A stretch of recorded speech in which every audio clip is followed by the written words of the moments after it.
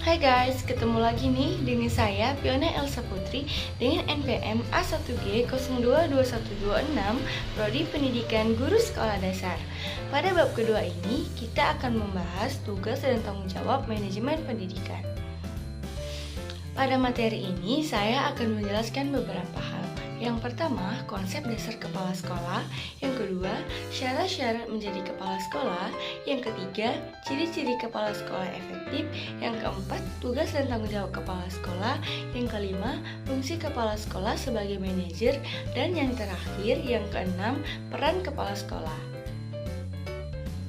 Baik, kita langsung saja masuk ke materi pertama, yaitu konsep dasar kepala sekolah.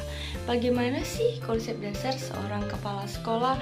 Nah, jadi sebagai seorang pemimpin yang mempunyai pengaruh, kepala sekolah berusaha agar nasihat, saran, dan perintahnya diikuti oleh guru-guru maupun semua orang yang ada di dalam lingkungan sekolah tersebut.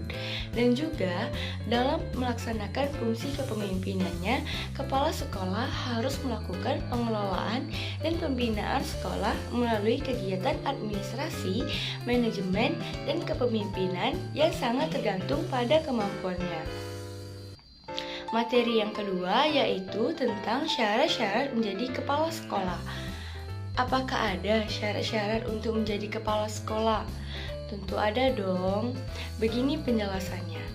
Dalam menjadi kepala sekolah, tentu ada beberapa syarat yang wajib dimiliki. Berdasarkan surat Keputusan Menteri Pendidikan Nasional Nomor 13 Tahun 2007, syarat-syarat menjadi kepala sekolah adalah sebagai berikut. Yang pertama ada kualifikasi umum kepala sekolah atau madrasah. Syarat-syaratnya yang pertama memiliki kualifikasi akademik sarjana S1 atau diploma 4 kependidikan atau non-kependidikan pada perguruan tinggi yang terakreditasi.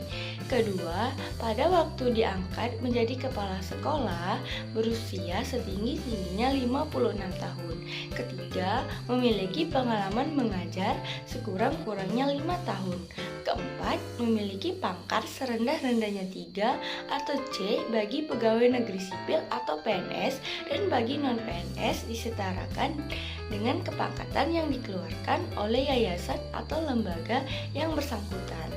Dan seterusnya ada juga kualifikasi khusus kepala sekolah atau madrasah.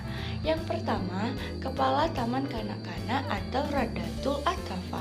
Syaratnya 1. Berstatus sebagai guru TK atau RA. 2. Memiliki sertifikat sebagai guru TK.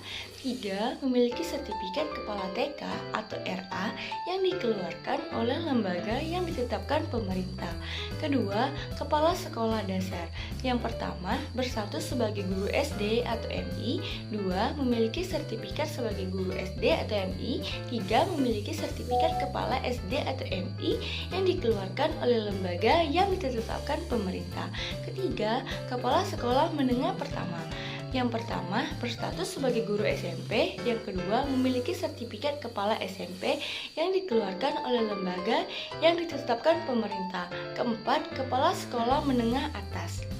Yang pertama, berstatus sebagai guru SMA atau MA. 2. Memiliki sertifikat kepala sekolah atau MA yang dikeluarkan oleh lembaga yang ditetapkan pemerintah. Dan yang terakhir, kepala sekolah kejuruan SMK atau MAK. Syaratnya yang pertama, berstatus sebagai guru SMK. Yang kedua, memiliki sertifikat kepala SMK yang dikeluarkan oleh lembaga yang ditetapkan pemerintah. Itulah dia penjelasan materi yang kedua. Kita masuk ke materi yang ketiga, yaitu membahas tentang ciri-ciri kepala sekolah yang efektif.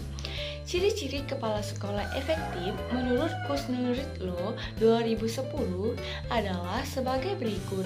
Kesatu, memiliki visi yang kuat tentang masa depan sekolahnya dan ia mendorong semua staf untuk mewujudkan visi tersebut.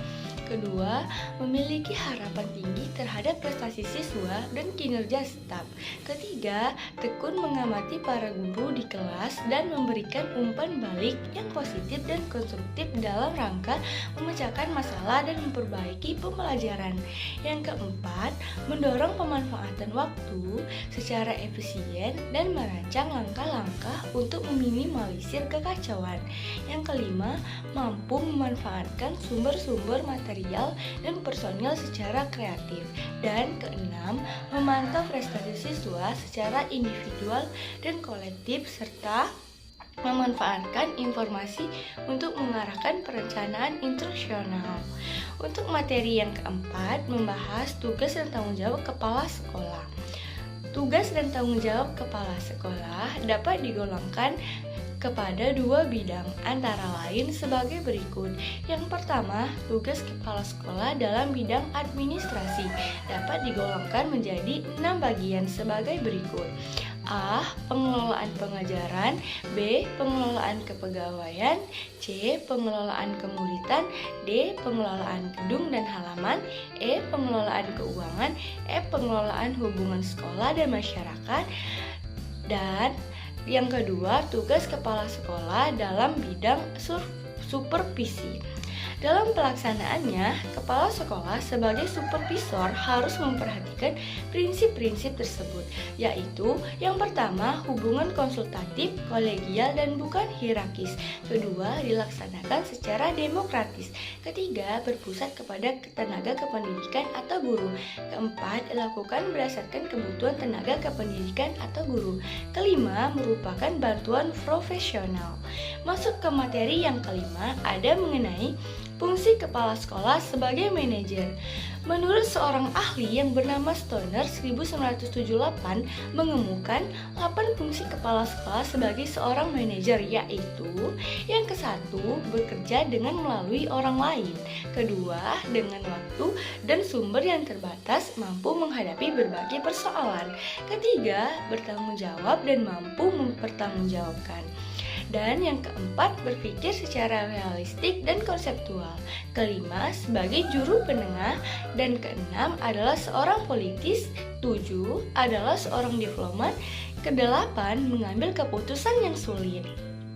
Dan materi yang terakhir membahas peran kepala sekolah. Seorang kepala sekolah yang berperan sebagai administrator memiliki 10 peran, yaitu peran pribadi, kepala, pemimpin, penghubung, peran pengetahuan, supervisi, penabur pengetahuan, juru bicara, peran dalam mengambil keputusan, wira swasta, pemecahan waktu, pengalokasian sumber daya, dan perundingan secara garis besar. Pemimpin pendidikan memiliki 3 peran utama, yaitu sebagai berikut. Peran pertama merupakan peran kepemimpinan kepala sekolah, kedua peran manajerial kepala sekolah, dan yang ketiga peran kurikulum pengajaran kepala sekolah. Baik, itulah penjelasan materi bab kedua. Semoga bermanfaat. Sampai jumpa di bab selanjutnya. See you. Terima kasih.